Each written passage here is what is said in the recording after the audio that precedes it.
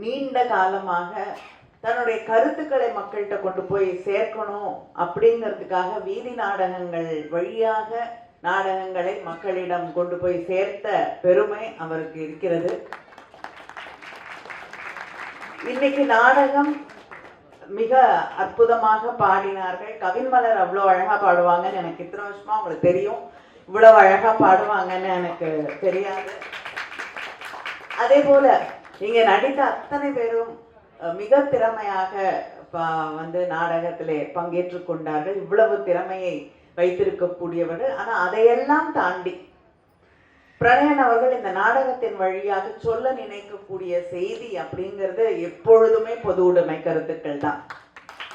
அதுல எந்த மாற்றமும் இருந்ததே கிடையாது. அது எந்த நாடகமாக இருந்தாலும், அவர் வீதி நாடகம் போட்டாலும் சரி, இல்லைன்னா ஒரு சரித்திர பின்னணியை எடுத்துக்கொண்டு ஒரு நாடகத்தை முன்வைத்தாலும் அதிலும் தன்னுடைய கருத்துக்கள்ல எந்த காம்ப்ரமைஸும் இல்லாம அதைத்தான் ஒரு மெசேஜா செய்தியா அவர் தொடர்ந்து சொல்லி கொண்டிருப்பது அதுதான்.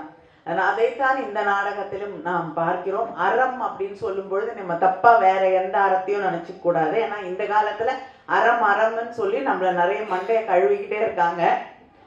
அதனால அதையெல்லாம் விட்டுட்டு அறம் என்று சொல்லுவது மனித நேயம். தந்தை பெரியாரும் அண்ணல் அம்பேத்கரும் கால் மார்க்ஸும் சொன்னதுதான் அறம். மனிதனை நேசிக்கக்கூடியதுதான் அறம். ஒரு பெண்ணுக்கு ஒரு அழகான வசனம் நாடகத்தின் இறுதி கட்டத்திலே மணிமேகலை சொல்லுவது போல, என்னுடைய வாழ்க்கையை தீர்மானித்துக் கொள்ளக்கூடிய உரிமை எனக்கு இல்லை என்று எப்படி நீ சொல்ல முடியும்?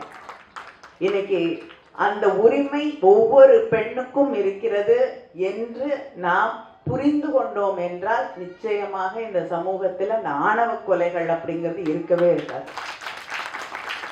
இத்தனை செய்திகளை சொல்லக்கூடிய பிரளயன் அவர்களுக்கு என்னுடைய வாழ்த்துக்கள், நன்றியை தெரிவித்துக் கொள்கிறேன். நன்றி.